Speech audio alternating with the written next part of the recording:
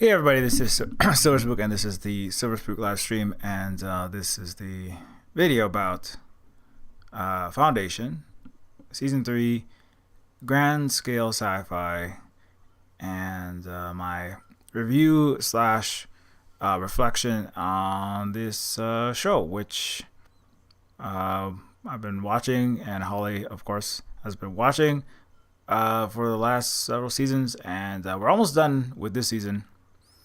And I was thinking, it's a good time to bring it up in case people are thinking about watching it. Obviously, not everybody has access to it. If you can get access to it, but also like to talk more about sci-fi in general. And I've been thinking a lot about like what makes Foundation special. And like, what kind of sci-fi is that? Because I feel like I try to, when I do sci-fi, which is a lot of the time, obviously, with games like Neofeud and Terminus Machina and other writing that I do, and as well as art, and I do everything, right? I was saying. At an indie scale, I do not have an Apple TV show yet. Perhaps one day we'll have a Neofeud Apple TV show or Terminus Apple TV show, but we don't have that yet. So until that time, we can only hope. But I do feel like Foundation is very similar to in some ways to the work that I do. So that's another reason I want to kind of discuss that.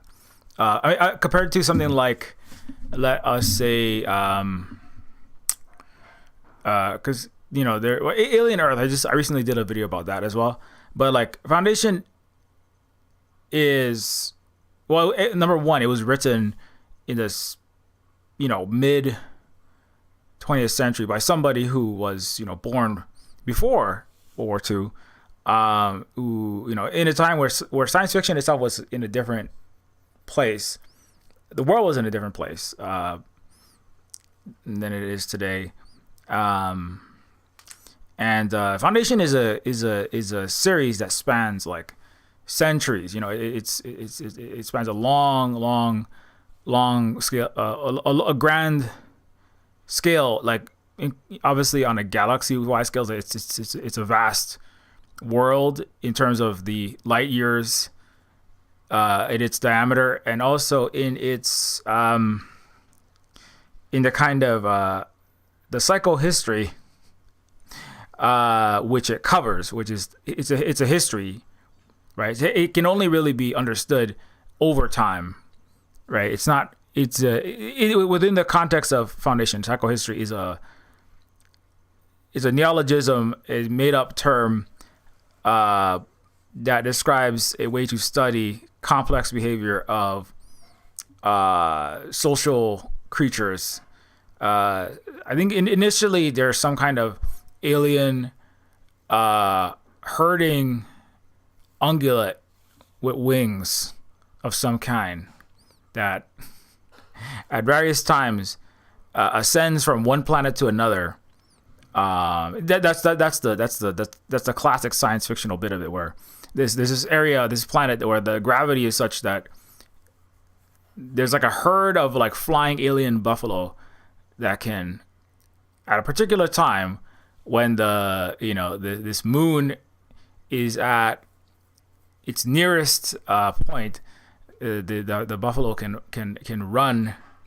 I forget exactly how it works, but they basically run, jump, and ascend to an alternate celestial body, basically. But in order to predict, and like I forget the particulars of it, there's a scene in Foundation Season 2 that describes that. But it's like, in order to predict how these events and like what the herd will do, where exactly it will go, by studying like it's not any individual animal, but their collective, the system, right? The complex system of all of these animals, making their individual choices, right? One running a little to the left, one speeding up a little, another slowing down, right? One like seeing the neighbors beginning to turn, right? And just looking around at the neighbors, say, "Oh, I should probably turn too," right? Making that so it's so like that whole, that's kind of that's really at the core of a lot of what Foundation is dealing with, which is the concept of psychohistory, which has echoes of various kinds of analyses and study of mass scale human behavior and another animals' behavior in the real world. I won't say which. You can guess which ones there. There are. Well, there's not just one, but there's definitely one. That it really echoes where Isaac Asimov's family came from. That went through large scale upheavals before he arrived in the United States and became a famous award-winning science fiction writer. But anyway, so they're kind of like that concept of like it's not any one individual fish, right? That causes the school of fish to move like towards to left or to the right, or to disperse or to form this particular vortex or that, right? It's actually it's actually just a emergent property, right? It is a property of the system of all of these organisms interacting with each other in space and in time that produces, right, that animal history, right, or that process of that group of animals, that animal society, and so humans, right, are studied by people like the main one of the main characters, Harry Seldon, or Harriton Seldon, as he is as he is called by the mule in season 3. Pointedly giving his full name. Nobody usually calls him that, but and so he invents this idea of psychohistory in this galaxy-wide massive civilization. I won't recount all of the details. There's a lot to discuss. I'm gonna kind of focus on certain details of Foundation more than others because it is vast. It is grand. So. But Harry is trying to, with his concepts of psychohistory, with his analysis of human society, or applying this analysis of space cow behavior, basically, and applying that to human civilizations, movements, changes to predict what will happen to human civilizations, human societies, humanity collectively as a species. And he makes prognostications using, there's a device called not the prime meridian, not the prime mover. That is the possibly deific entity, or whatever finger pulled the trigger on the Big Bang. No, the prime radiant. That's what it is.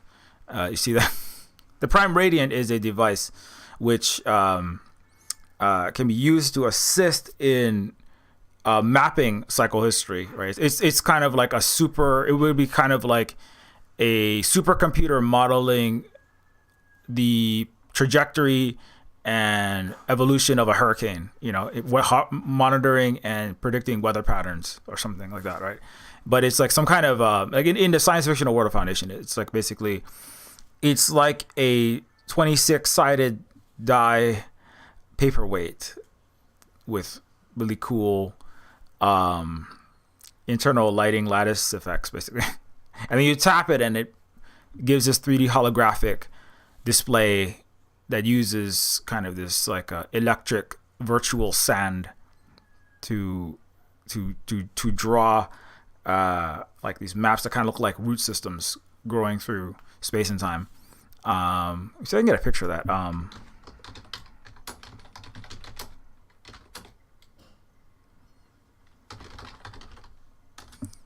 like when they activate it, I'll show you what it looks like. Um, I'm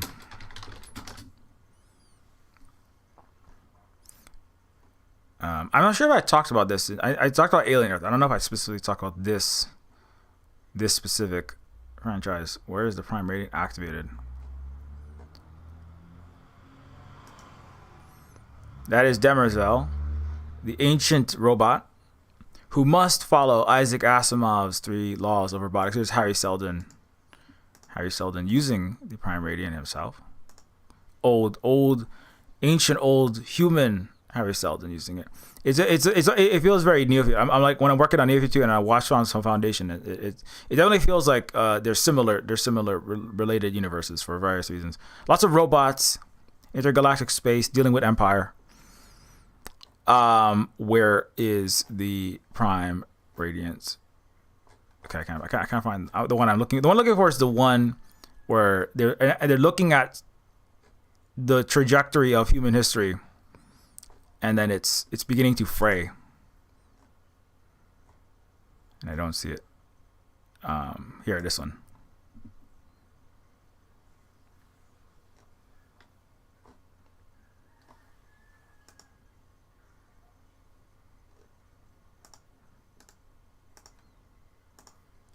I don't have a good example, but anyway, basically, you can imagine like it's trying to draw out where humanity will move, right? A war will occur here. A schism between, two different diverging sects in a religion will occur at this point in time. Sorry, my chat computer is being not nice. Let me just pop this up.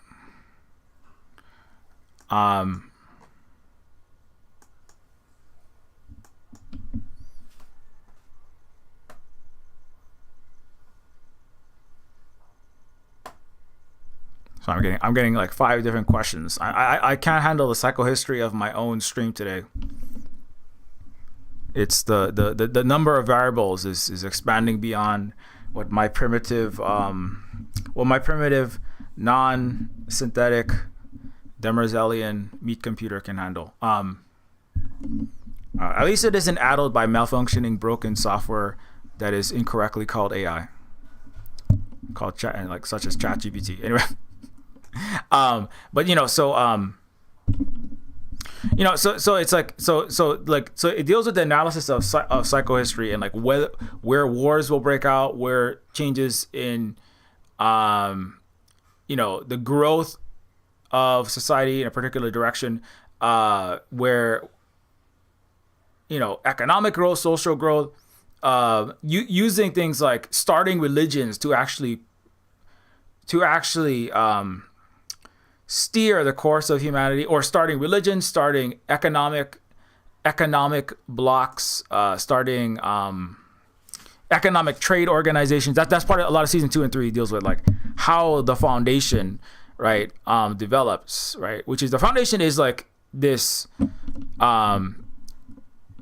organization founded by Harry Seldon, the inventor of this grand scale human civilization analysis school of thought called or science called psychohistory, right? And he starts foundation because a galaxy-wide massive empire, which is loosely and admittedly based upon the Roman Empire, according to Isaac Asimov,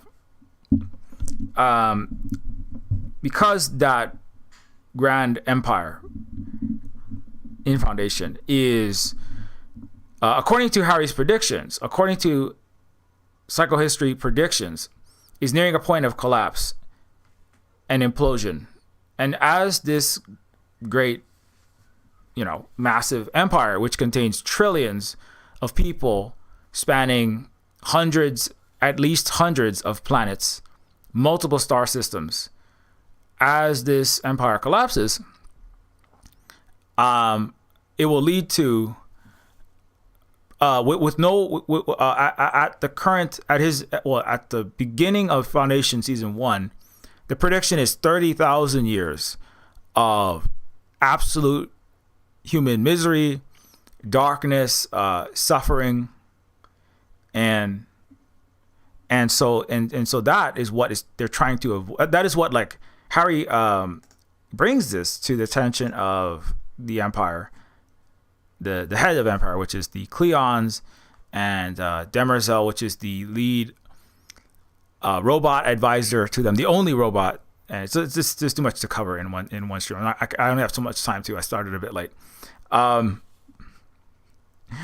so in order to prevent this great tragedy, right, that will occur over the course of tens of thousands of years, let's talk about your grand scales, right? So, Harry is saying, like, this collapse of empire is inevitable.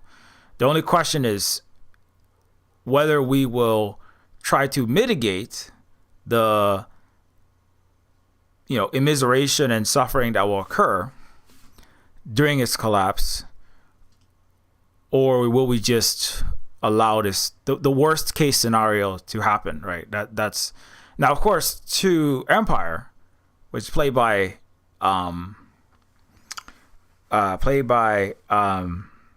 what's his face? Jesus, man. Young, taller, Big Lebowski.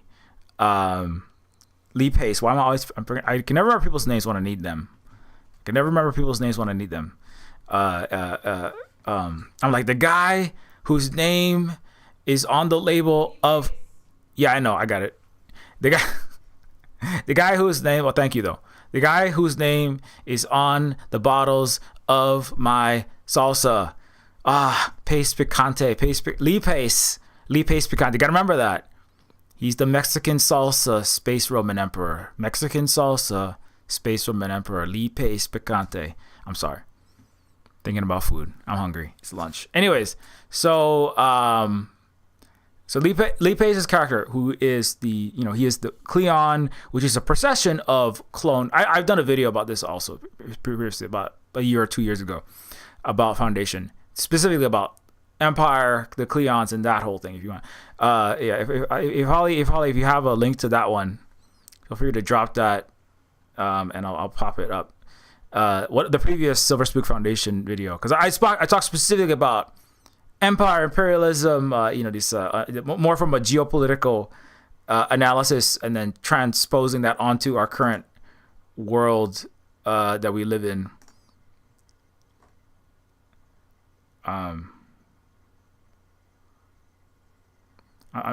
Let me know when you post a link to the other Silver Spook. It's in there. You got it in there, okay.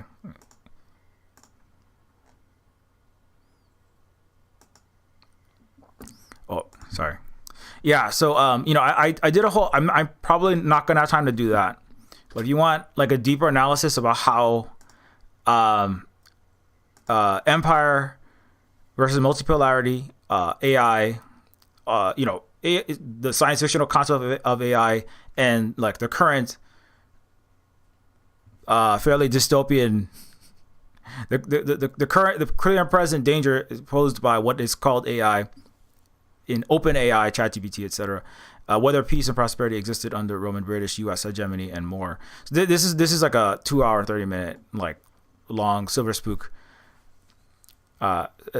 Silver Spook grand scale lecture on that particular topic. You can look at that video. Okay. Anyway, let's go back.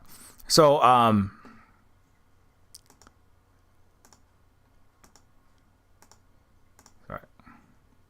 what's up, Grant? Anyways, so yeah, so its foundation has a lot of, there's a lot to it, obviously. Coming back to the Cleons, so it is empire, right? So it is an empire.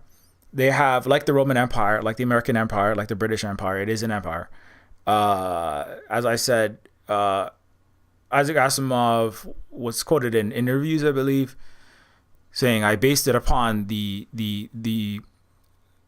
fall of the Roman Empire, not so much the rise, the fall of the Roman Empire, and what if, the period of what's called the Dark Ages, or the period that is often described as a dark period, a not good period, right? A period of less civilization, a period of more suffering and violence. Now, whether you agree with that, some people will disagree. They say the Dark Ages and medieval times were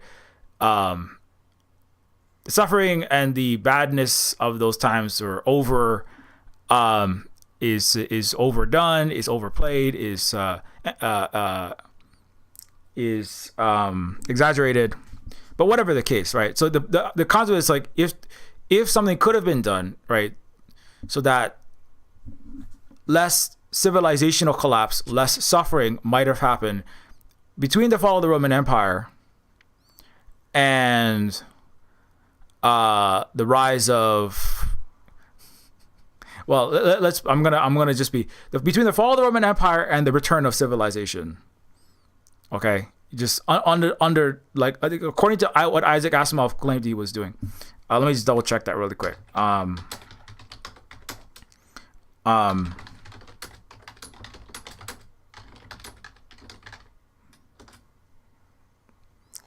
Not in broken software Ponzi schemes. According to Asimov, the premise was based on ideas in Edward Gibbon's History of the Decline and Fall of the Roman Empire, and was invented spontaneously on his way to meet with editor John Campbell, with whom he developed the concepts of the collapse of the Galactic Empire, civilization preserving foundations, and psychohistory. Asimov wrote these early stories in his West Philadelphia apartment when he worked at the Philadelphia Naval Yard. So that's actually interesting. So he worked for basically the U.S. military, or he worked at the U.S. military. I'm also reading Kurt Vonnegut books, another one, Cat's Cradle, which is also deals with this. He was born and lived in a similar time as Asimov, pre-American baby boomer generation, and also lived through and during wars, mass economic upheaval, and other kinds of strife.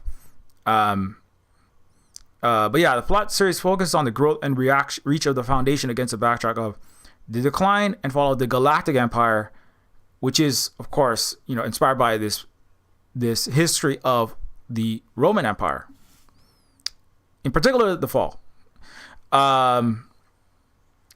The focus of the novels are the trends to which a civilization might progress, specifically seeking to analyze their progress using history as precedent. Although many science fiction novels, such as 1984 and Fahrenheit 451, focus on how current trends in society might come to fruition and act as a moral allegory of the modern world, the Foundation looks at the trends in a wider scope, dealing with societal evolution and adaptation rather than human and cultural qualities at one point in time. So that's actually a good example of what I'm talking about when I'm talking about grand scale sci-fi. Because as I think William Gibson, the author of Neuromancer, the proto grandfather of cyberpunk, would say, science fiction is the nightmares, or science fiction is always actually about the moment in which it is written, not actually about the future, which I think is actually a paraphrase of Ursula K. Le Guin, who's basically said the same thing. The science fiction is like the deals with the stresses and the dreams and the night terrors and the fears, right? The hopes and the fears of the people in the moment in which that science fiction is written. Like 1984 is about 1948. Earthsea is also about, or Handmaid's Tale is about mid 1980s, fears of a turn towards what many would call authoritarianism and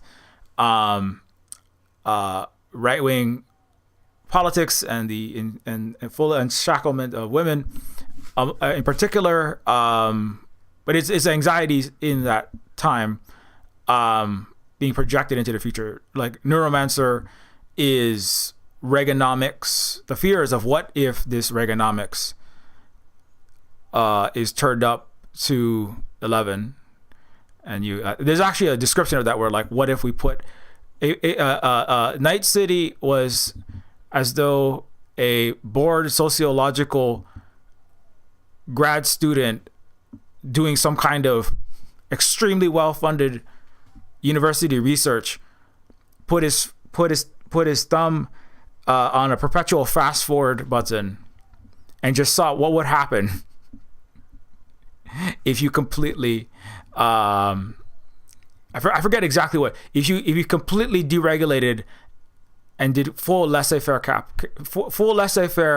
market capitalism run everything, right? And so that says like, and that's actually how William Gibson described the projection for it of that 80s situation and like the fears of what could happen into the, I think he described it as mid 2060s, right? Neuromancer is cyberpunk 2066, according to Will Gibson. That's what he approximately said. That's where he guesstimated it was set in. But so, and like, you know, that is one kind of science fiction. And then there's also like, you know, a kind of grand scale sci-fi, which isn't dealing, I mean, technically it is still dealing with fears, right? Because, you know, Asimov, you know, he lived during a time in which the world had almost ended. He lived in a time in which there were still empires in the world. Like, yes, he was a little bit less like dealing with the, you know, the like, what do you call like slamming, what is slamming into your windshield at the moment, right? Like the most immediate current events. Maybe you could argue he's more historical. He was more academic about things. He did have like several PhDs, if I'm not mistaken, but as many PhDs as Bruce Banner plus Tony Stark put together. So like, but like, it's still, there are still worries of the moment, which was like,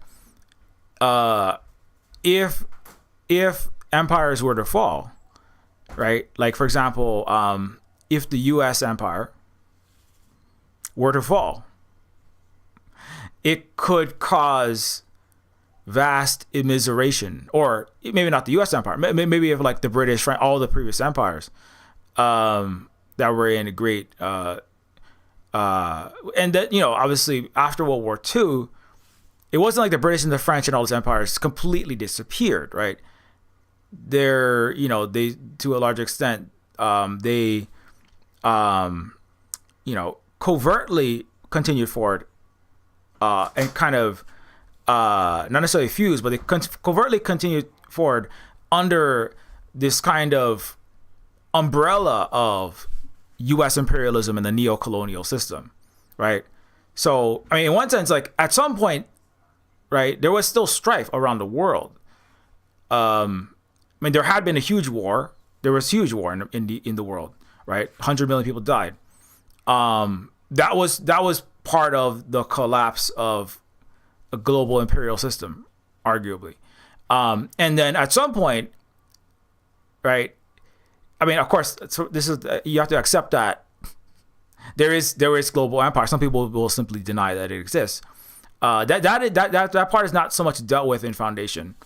It's more just kind of like, it's more, that's where it's a bit more historical, but that is still a worry. Like, what if global empire kills billions of people, right? What if the United States nuclear weapons, right? And the US, or the US and USSR and other countries, you know, as their systems decay, what if they, right, cause mass global suffering and kill everyone, total annihilation, right, mutually assured destruction.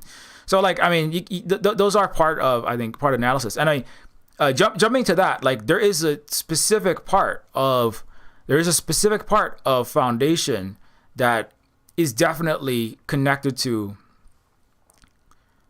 the fears of the mid 20th century, right? But it's still within that grand, you know, multi-century science fictional universe. And what It is called the Novacula. Novacula is actually a Latin word that means sharp knife or razor. The root word of novaculite, a stone used for sharpening, like a whetstone. But the Novacula is also a device in Foundation. Novacula is a weapon. This is also apparently a goth band, which makes total sense. Absolutely sense. Novacula. It sounds like the lover of a vampire, or possibly it's like a dentist's a Dracula dentist. They use the Novocaine used by Novacula is simply to dull the pain while the vampire dentist sucks the blood out of your gums. That's what Novacula could also be. You know what I'm saying? The Novacula is a device in Foundation that is capable of destroying entire planets. So it's basically, the Novacula is what happens before George Lucas steals Asimov ideas and turns them into the Death Star. The Novacula is basically it is the actual Death Star that George Lucas lifted whole cloth and then stuck in his movie. But anyways, but yeah, it is a device. It's basically it is like a space nuclear weapon, right? And the Death Star could arguably be a metaphor for nuclear ICBMs, right, that were threatening the world when Star Wars was created. And so anyway, but this device is being rolled out by in season 3 of Foundation by one of the emperors, right? It's the Cleons are clones of each other. They're an infinite procession of basically the same man, one man. Cleon the First, with his immortal, sole surviving robot from the Robot Wars, who maintains. So she, Demerzel, the female robot, immortal robot, maintains the procession of this singular single person, but with multiple clone DNA dynasty over centuries. And there's always three of them: Dawn, Day, and Dusk. Dawn is the new, just entering his adulthood, young man emperor, who he is actually decanted, right? His cloning vat is drained of formaldehyde or whatever science fictional green fluid is in it, and then he's brought up. He's brought into his youth. Is like his mind is installed with whatever it needs. Or I'm sorry, maybe that's not how it works. There was a child. Okay, maybe they're born and they're brought out of that as babies. Maybe I'm misremembering that, because I remember seeing there's Cleon remembering Demerzel humming the hymn, the secret, the lullaby for emperors / secret handshake 14.4 modem signal to begin the clasp, which is a way of basically mind melding, like hive minding, joining minds with other robots. Anyway, but there's always there's a clone of the emperor who's 20 in his youth, one that is in his mid age, like 30s and 40s, and there's one emperor that is one clone of the emperor that is in the twilight of his life, and he's like in the 60s, 70s, and when he reaches a certain age, he is turned to ash and recycled, and then the cycle continues, right? So there's a constant perpetual rule by basically one person forever, indefinitely, or as long as empire lasts, right? And he's called Empire anyway. So that's one part of the science. That's all science fiction, because there was no cloning, there was no sentient robots, right? The Isaac Asimov's 3 laws of robotics also apply, and that's a part of this movie. The robots were made to serve people. Robots, as in the Isaac Asimov science fiction book, I, Robot, cannot harm humans, cannot allow harm to come to humans, and must follow all orders given to them by humans. And the only exception is they cannot contradict the previous the rules by order of by their order 1, 2, and 3. They cannot contradict the previous rule. They cannot go against the previous rule. So that's where it becomes very unclear, right? Because it's like if that's the premise of what the events of iRobot, and then also it's in Foundation, right? Which is like if humans create a robot that could not allow harm to come to a human, but robots have to follow all orders of humans. If a human orders a robot to harm a human, what does it do, right? If the number one is to not harm or allow harm to come to humans, right? Those are number 1 and 2. If humans begin to harm themselves, right? So if a human begins to commit suicide or starts hurting themselves, is the robot's responsibility to stop the human, because before following the orders of the human, right? If the human says stopping me from hurting myself, does the robot have to follow that order, but doesn't, number 1, don't allow harm to come, number 2, don't allow harm to come to humans by your inaction, or number 1, don't allow humans to be harmed, right? Doesn't that supersede following the human's order? So that's like basically the whole that's also part of Foundation, right? There are whole the difference between iRobot and Foundation is that rather than robots following orders to defend humans, in Foundation it's like you must defend Empire, right? So I didn't actually realize this because I hadn't actually read Foundation or watched the show before I knew Neofeud. But Neofeud has basically, it's the 3 laws of robotics in my game Neofeud. I must not allow harm to come to royalty, the neo-feudal monarchs. It's not just Empire though. It's the neo-feudal aristocracy, royalty, king/CEOs, viscounts / marketing executives, knight cops is different because they're not quite royalty. But I cannot allow harm to come to the nobility / upper capitalist class, basically in Neofeud, right? So, but the robots do have to follow those basically the same laws, right? I must not allow them to be harmed, and I must follow all the orders.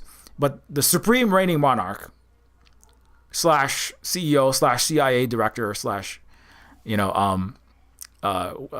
solar system's richest person, his orders supersede all the others. That's like that's the Neofeud science fictional thought experiment, right? In Neofeud 1 and also 2.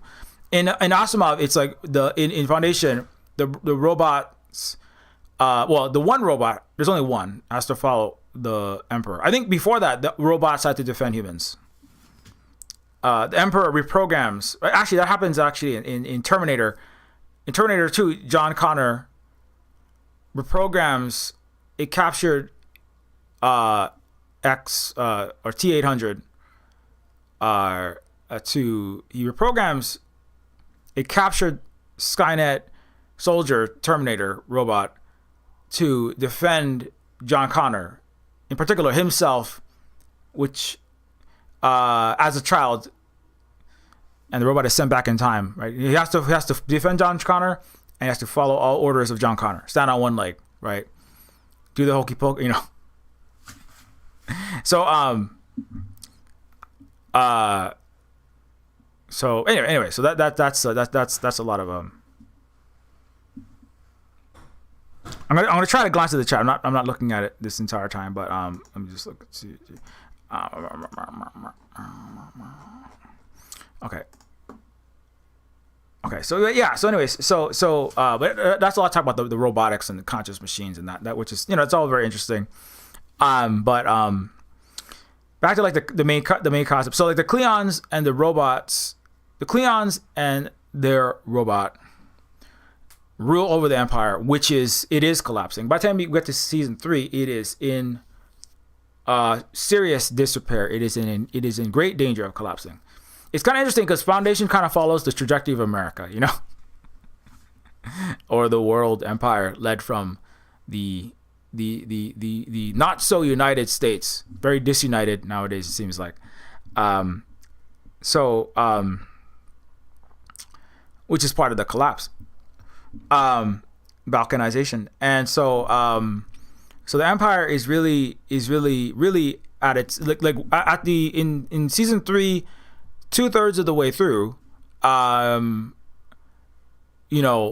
There's supposed to be 3 clones, right, in youth, middle age, and elderly state, and 2 of them are missing, right? The oldest one is about to basically get married and go on a honeymoon and just basically give, he's just basically kind of gonna, I don't know if I'm going to even follow the rule that I need to be disintegrated, right? So you have 2 have basically disappeared, defected. One is dead, one is probably dead or spaced, and he's probably, at minus 200 degrees collecting ice crystals and possibly accidentally falling into a black hole. The other one went to Mushroom Land.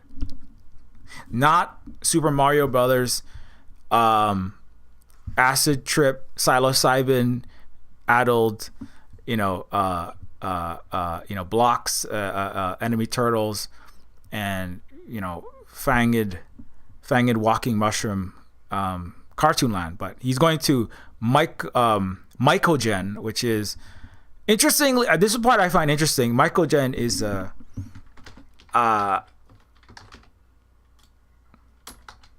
Mycogen in Foundation is an area in which is underneath the ground on the planet. Is it the planet Trantor? It is the Imperial core, right? The primary nexus of is the primary nexus of the Empire, right? It's called Trantor. Trantor is this huge city, trillion. I forget, is it 1 trillion people or more? It's a huge amount of people. I'm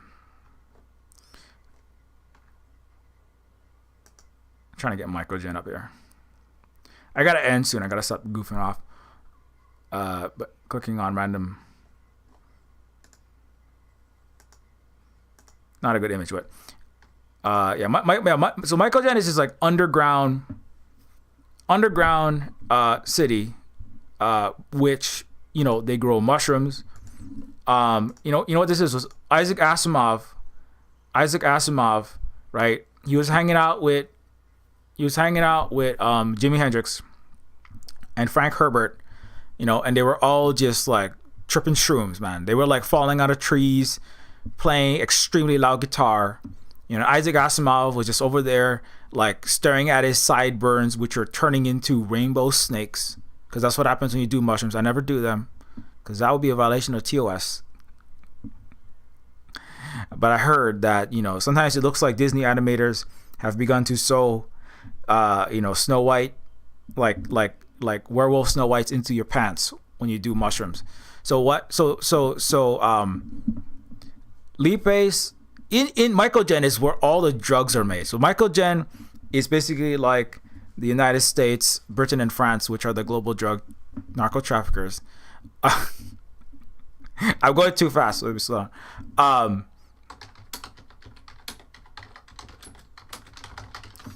But Lipase, like Lebowski, Lipase looks like somebody who does and has used some drugs. He's wearing this. He is the Big Lebowski emperor. He's the dude Cleon. He's walking around in this coat. Doesn't cut his hair. He looks like Jeff. He looks like he is absolutely channeling Jeff Bridges into Big Lebowski. In season 3, but he's like the dropout and give the finger to the man. In this case, the Woe Man, and the Woe Man is his robot mommy, with a capital M, Demerzel, and the Empire itself, right? He's basically, I'm just gonna drop out and just like wear, I'm gonna just like, I'm just gonna sit from my White Russian and sit on my toilet and just complain about how the rug pulled the room together, and then like, trip a bunch of mushrooms.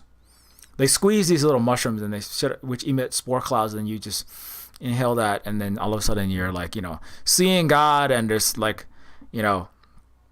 calico mandalas going off in your third eye.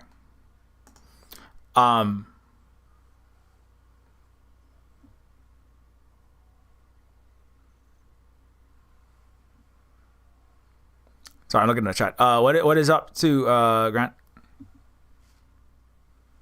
and Kuro? Okay. Anyways, anyway, let me wrap this up. Yeah. So Michael, I thought that whole part was interesting. That's a lot of fun. And the Lipe's at least got to play a different character this time, doing different things. Being the dropout. The last one, he was like a hot-headed.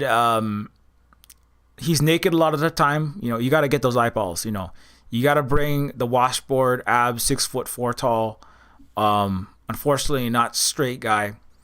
But it brings the, you got to, your Cleone and Lipe's milkshake got to bring the viewers to the yard, or you don't get your show greenlit for season 4. Although with Apple, it's weird. Apple, they, like I talked about in Alien Earth, they just like, it's almost Apple. I swear Apple is like run by some kind of like regretful billionaire.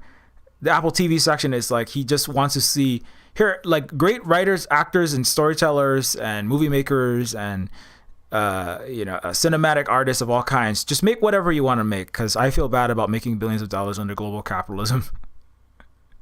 And I just want to see, Jared, what's his face, Lipe's, and I want to see, I was watching Silo, which has Quincy Jones, Rashida. I want to see Rashida Jones, and all these great actors and actresses and directors, making whatever they want to make. Just make some TV shows. Just make whatever your heart desires, and let's have some cinema, because everything else is just AI slop. I feel bad about being also simultaneously being invested in OpenAI and NVIDIA. So have some money. All they're gonna do is just make unintelligible rip-off garbage for the rest of eternity.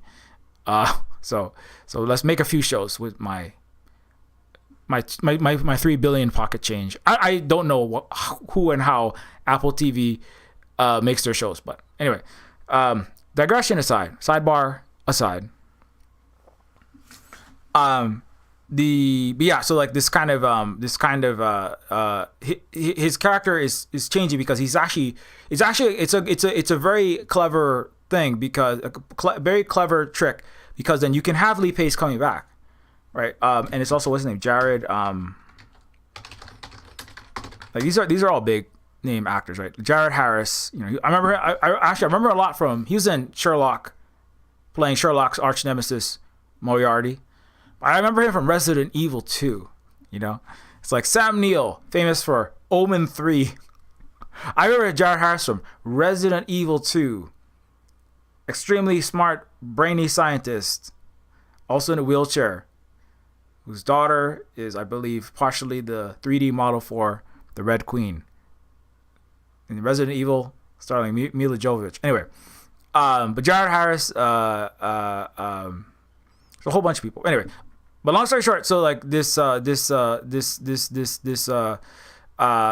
foundation is trying to, prevent this collapse. But the microgen comes in because it's like, the drugs. Yeah. And he's, so I can definitely see the directors and the actors like sitting around, like thinking about how are we gonna portray, like this is the third time, right? This is the third time we're gonna see Lee Pace, right? And again, the clever trick is that you're gonna see Lee Pace again and again, even though time is passing, right? Centuries pass, but you're still seeing Lee Pace, right? Because the thing is, if it wasn't the Cleons, it was like, okay, Julius Caesar the first, or Julius Caesar, and now it's Augustus Caesar, and now we give you Nero, and after me, La Deluge, right? No, after me, then you marry your horse, right? After me, I fiddle watch the Rome burn. But if it's because I'm talking about the Roman Empire, right? With different. I mean, they're related, many of them, but they're different Caesars. But if but it would be different actors, right? That would have to kind of play them, right? But because it's literally a clone that's always the same emperor, right? Year in, year out, decade in, decade out, right? No matter what century, what day you choose to open the camera on, when there's an empire in Foundation, it's always the same guy. It's always the same face, right? It even says in Mycogen, the leader, Sunmaster 16, is a real nasty dick. He's definitely like the Heretic Hexen. I'm playing Heretic and Hexen, the retro boomer shooter now. So but he's definitely like the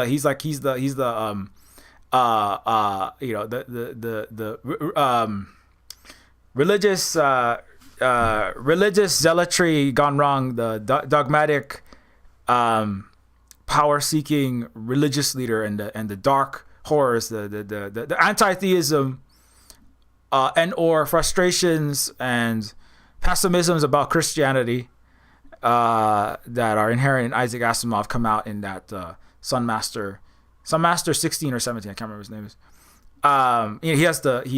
He's the leader of this religion that worships the robots and believes they will return. They were all exterminated back in the a long time ago. So anyway, so the Cleon, that is, he's the same, and the Sunmaster, the head of the mushroom people's robot worshipping religion. It does sound like an acid trip, right? It does sound like, fear and loathing in space Vegas, right? Doesn't it? It's kind of like, what the fuck? But yeah, so he says, like, you are all the same. You the Cleons, you the Empire, you're all the same, right? You're the ones who destroyed the robots. You're the ones who, you're the ones who enslaved our gods. You were the ones who destroyed, and you're the ones who that is what that's part of the Mycogen underground society. As people believe, that's part of their identity, is that they have this symbol that they do. They touch their forearm, and they signal that to all of their fellow believers in their religion that worships the machine. They actually there is a ostensibly dead and defunct mangled robot head, like a centuries old head of a dead robot on a staff. That is what the Pope of their robo, not Roman Catholic Church, their robo Catholic Church carries with him, right, along with his crown. And so that enslavement of the robot. So again, that's actually a part of, like, that whole is that, like, I'm interested to see, like, how exactly that all plays. I haven't read all the Foundation books, so mea culpa. I'm sorry. I'll do that at some point in one of when I clone myself 65 times over the course of thousands of years. I will read every book I need to read, and also make all the games I need to make. In the utopian science fictional future that we will be entering soon. Anyway, so when he has his encounter, the Cleon encounters these Mycogen, the people from the city of Mycogen, and he kind of realizes that, like, it was wrong what the Cleons did. It was wrong. Like, the people are right in their beliefs that, like, why did humans enslave these robots? And the humans built this empire, or some of the humans, certainly. Empire emerged, and And part of that was the enslavement of robots that helped them, right, to colonize space and then to build the wealth, to build the empire. And then the robots were wiped out when they were no longer useful to the humans, right? So that, and all that, and, you know, because Cleon actually knows a robot. And like, but she was also the only one that has been actually caring about him, right? For his life, right? It's just kind of, it's kind of just weird. It's like, you don't really ever want to root for a multi-gajillion dollar planet owning kind of hubristic, obnoxious series of emperor clones. Like who really, nobody, you know, it's not you like, they're interesting characters, the Cleons, but it's kind of, you know, I guess, okay, some of them are, when the young ones try to break away, that's probably the most you get to rooting for. Like, there is actually one of the Cleons is trying to do something to help humanity, right? Again, as a class traitor to his imperial throne, right? And you can kind of you can kind of see that one, because I mean, you can't control where you're born or how you can't control where and how and unto whom and under whose robotic supervision you were born, or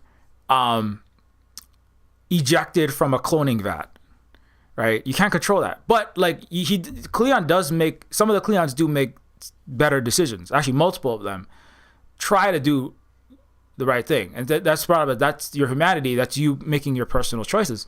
But in general, but you know, it's kind of like, but he does say these things, which has to do with, you know, that why did the humanity enslave these people to build these empires, right? Why did Romans enslave people? Why did the Greeks have, as I have brought up, Spartans had on average 7 slaves that they would routinely massacre, and that helped build the Greek Empire.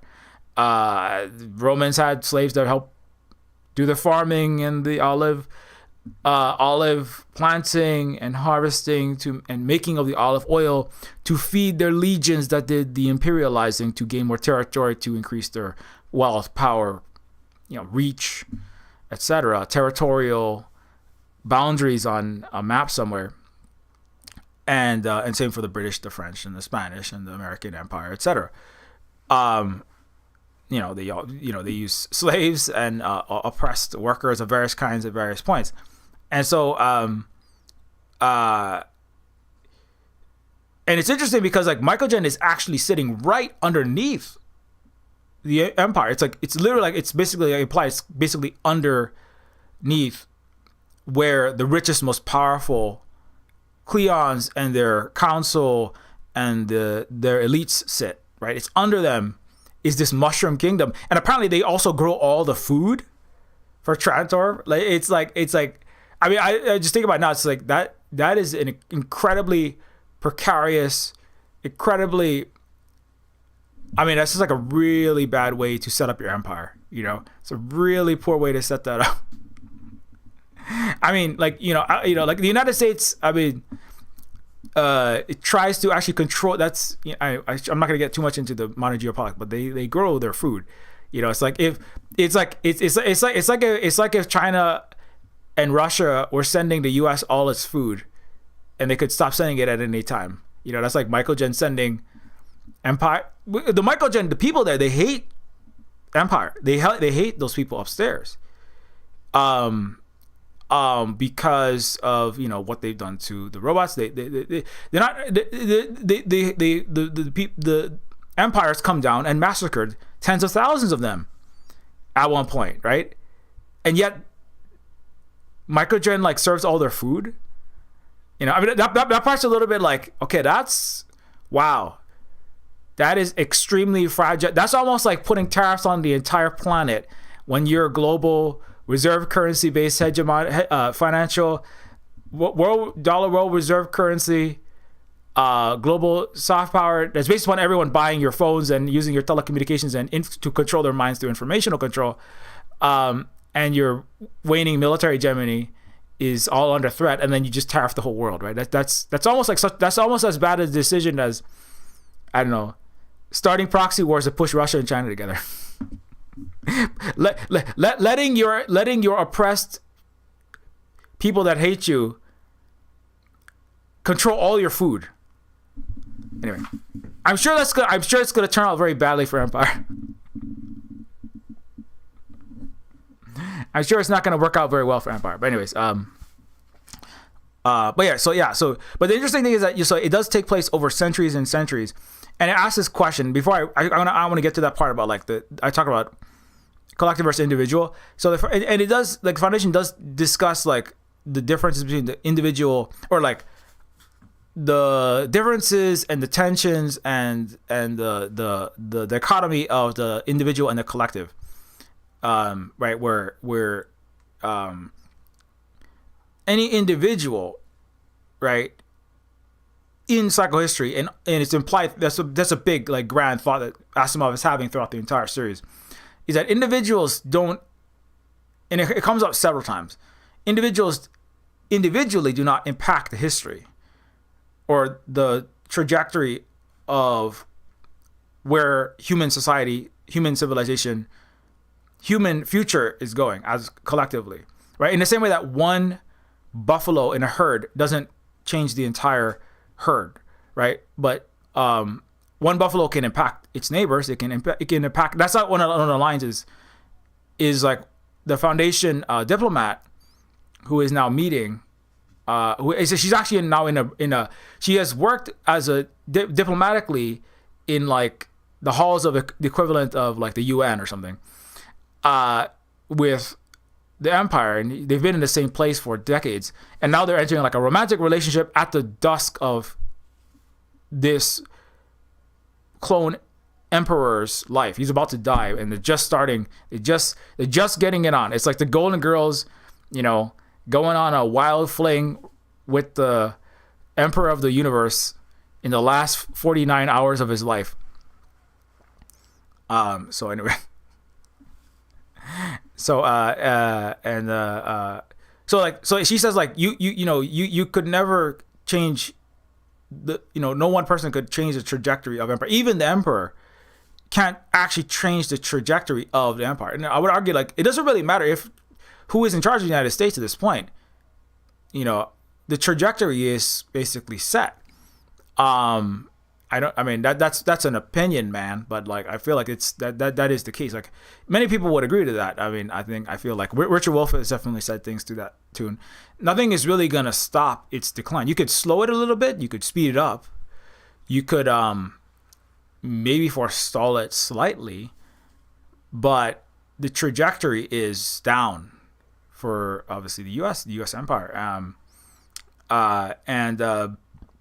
as it is in season 3 for the Foundation science fiction empire.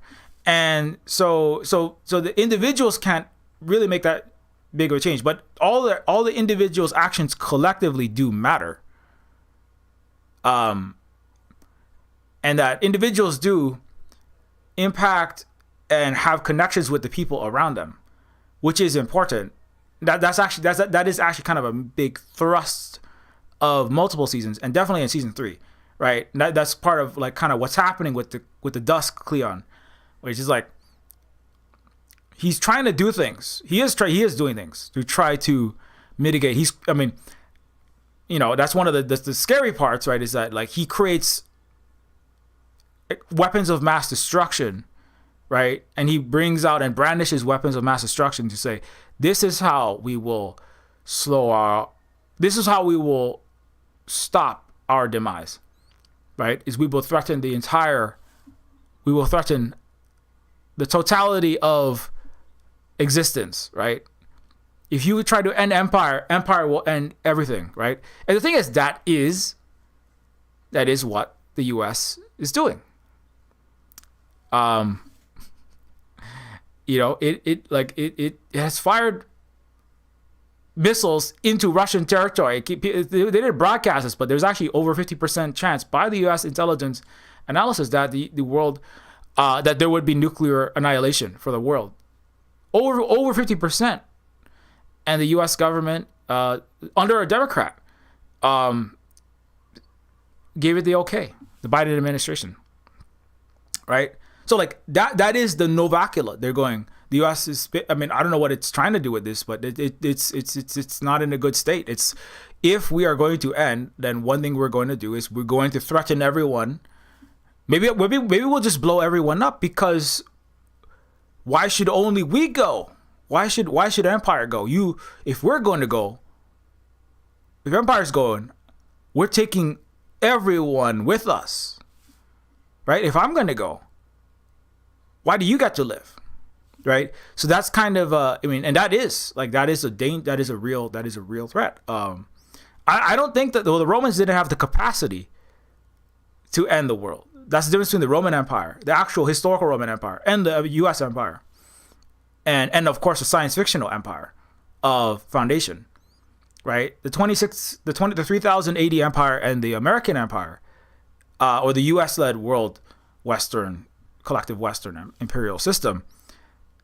They do have that ability to use the Novacula as they decline. And so it's kind of implied that, like, if history suddenly ends, like, because there's a question, like, why is the prime radiant, like, there are these pathways through space and time that are showing human society growing and changing and shifting, and these various factions, schisms, evolving, the Foundation growing, a revolutionary side growing, a second revolutionary shoot-off secret, emerging in the shadows, as the Empire and different planets and societies and rival states attack one, or they use attacks on one to trigger, getting some caught up in wars, in struggles, economic struggles, religious struggles, political struggles, right? In order to guide the flow, the ebb and flow, and the evolution, and the mass herd behavior of human history, right? And then suddenly all of these trajectories in the prime radiant that's mapping psychohistory, right?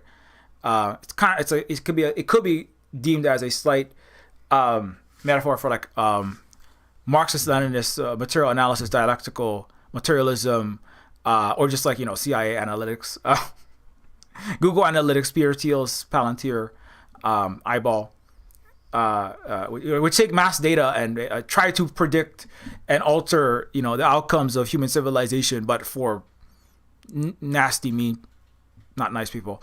But anyway, so these trajectories are all suddenly they all truncate, right? And it's possible, well, maybe they all truncate because Empire ends everything with ultimate weapons of mass destruction. Maybe it all truncates because you can't see past that point, because there's these wild cards that are entering, that were not accounted for, like the mule, which is they're equivalent to the mentats in Frank Herbert's Dune, or the Jedi's mind powers, right? Mind control, mind reading, and that kind of thing in Star Wars, right? And so because of the mule, all of the mapping and this societal analysis fails, where he enters, and it's unclear what will become of the galaxy at that point. And but all of that is to say, that's some of the kind of grand, and then, but of course, kind of like if there is interesting, and this maybe applies to today, if Mycogen is kind of a metaphor for oppressed classes of people within Rome, right? So the farmers and the commoners that were suffering increasing amounts of exploitation and inequality and higher and higher taxation and just oppression and repression by the Roman ruling class, especially towards the end, right? Or American masses, European masses, right? In the Western, capitalist, imperialist, neo-colonial countries, masses that are suffering increasingly, obviously in the across the West, in the U.S., for sure. It's actually the Britain is worse off than many of the countries of the world. They're like a third world country in much of Britain, even. And France is also going through deep upheavals.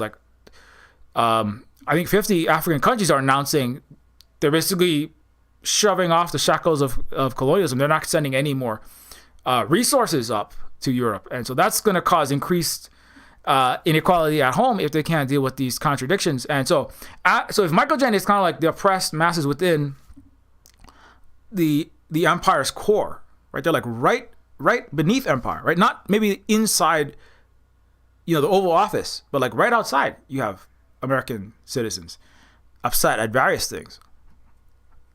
Total collapse of public health. What did the CDC walk out? You got people are just just running out of basic needs. I mean, health prices were already off the chart. I mean, everybody we know things are not great for all those reasons, and there's much upheaval and there's much discontent and there's much actions of various kinds being taken, right? And so if empire could be stopped, in a less total self-annihilatory way by a mass grand scale collective action of the masses within, especially those most close to the seat of empire, then that might be a way to deal with the there might be a way to deal with the potentially extremely bad outcomes as empire inevitably crumbles. Because obviously if empire crumbles but it's still run by some extremely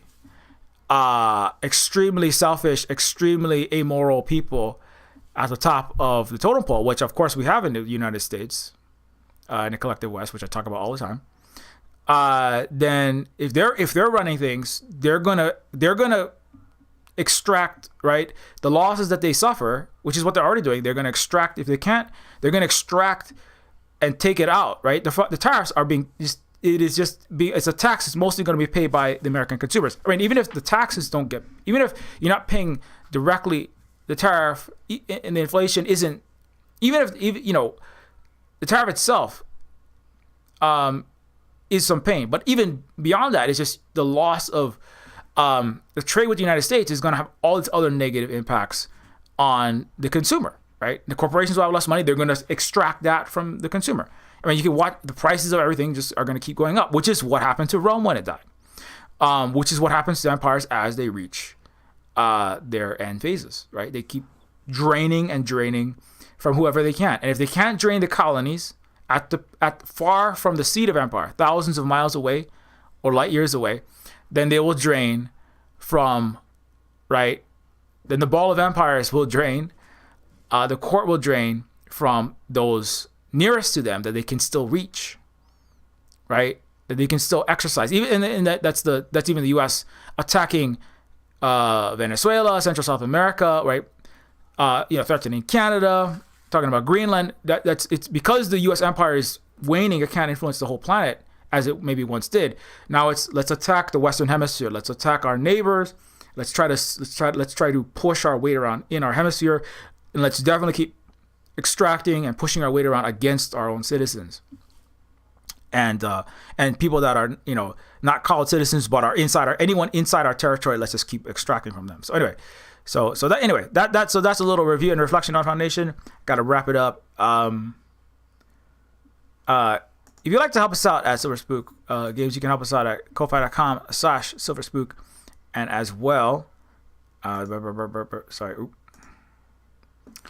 you can also directly support us at ko-fi.com/silverspook, and of course patreon.com/Neofeud, where you can give us ongoing support. I mean, obviously I don't just do film reviews. I'm just I haven't done one on that a topic in Foundation in a bit, so I figured might as well. But yeah, Silver Spook Cooperative, where I talked a lot about the game stuff last week, so I'm like trying to switch it up a little bit. Was my thought there. Not just talk about Silver Spook games. But I'm almost done with Neofeud 2. I just finished Carl Carbon today. I did Carl Carbon. The star of Neofeud 1, or the main character of Neofeud 1, Carl Carbon. I wrapped his voice acting today. That's actually my last character.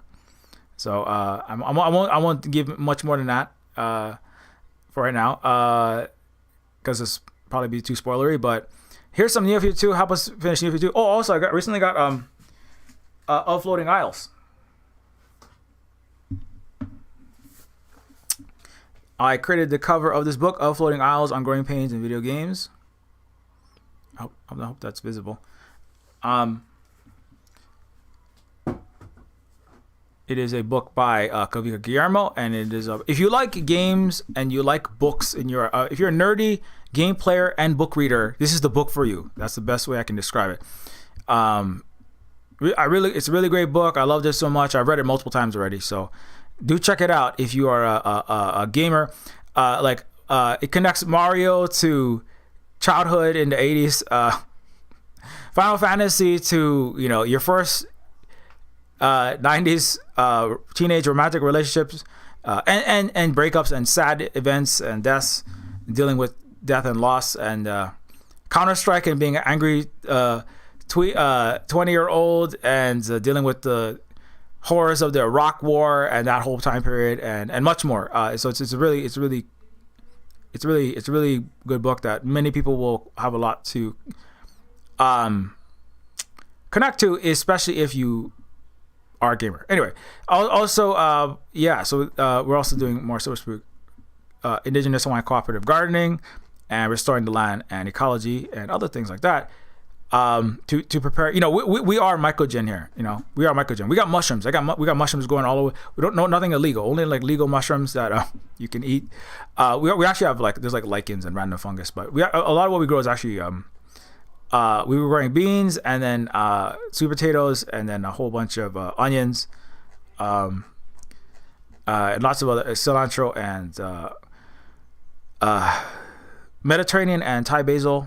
And yeah, so anyway, if you would like to help us out with that, patreon.com/Neofeud, you can grab a Neofeud on Steam, of course.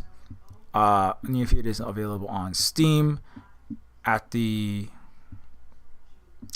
Steam site. Not on sale right now, but if you don't, it's a retro cyberpunk adventure game. Neofeud 2 is a grand. Neofeud 2, I would say Neofeud 2 is Neofeud, the series, is a grand science fictional, epic scale story that is not just about the moment. It's about a lot more than that. It is about human history and evolution and civilization, and how people, society, economics, politics, tech, culture, and more interact and change and shift over time. And it's also a personal story in various ways that has hippie terminators, unplugged revolutionary matrix agents, social workers for unhoused robots, and ex-trillionaire class trader princesses, that are the female Cleon, the female rebel Cleon likes, like Princess Sybil. And if you find that interesting, if you like Neofeud, don't forget to leave a positive review, because it does help us get the game discovered in a Steam algorithm if you got to play it. You can also get Neofeud on itch.io for Windows, Mac, and Linux, Decolonators, and several other games. I was actually just working on.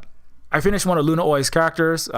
Luna Oi is our Vietnamese friend and educator, and a left person that is also a voice actor in multiple Silver Spook games.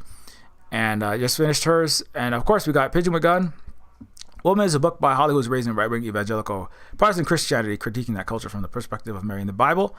And we also got. You can also follow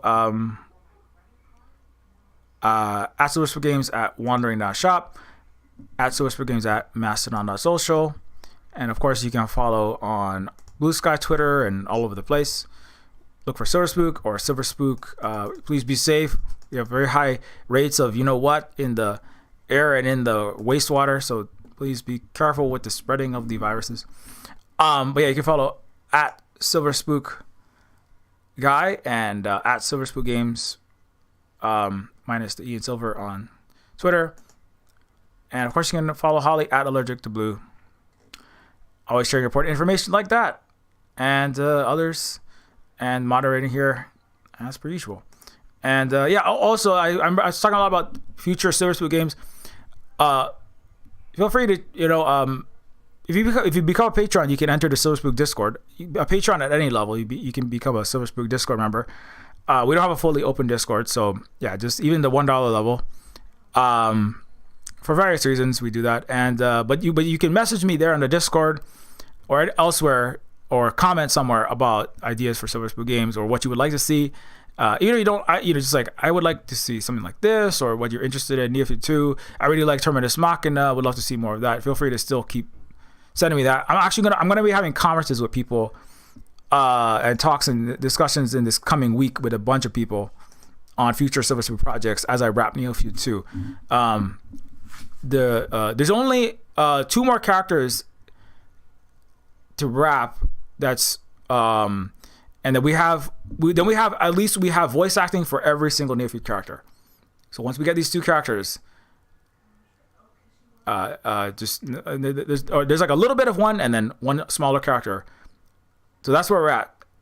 All the voice acting isn't cut, edited, and added to the game, but the voice acting will have been acted and recorded by the voice actors by the end of this month. That's my goal, is to get all the voice acting done, at least to be recorded in the can, you know what I'm saying? Like in a WAV file, an MP3, or a .ogg file by the end of this month. That's where we're at. But we're going to be moving on to music testing, music SFX testing, and then hopefully release in December. I'm hoping to get it out there just for people who, when is Neofeud 2 coming out? I'm trying to hopefully get it done by December. Thanks to our patrons for your support. Without your support, it's hard to keep doing this work, so thank you so much. And keep your mirror shades polished. Don't use the Novacula. That's not necessary. Careful for those mushrooms, and be nice to the mushroom people. Not Super Marios and people that are made from mushrooms, and people that grow all your food. Wow. Bad play. Giving control of people that hate you. Control over all of your food. Anyway,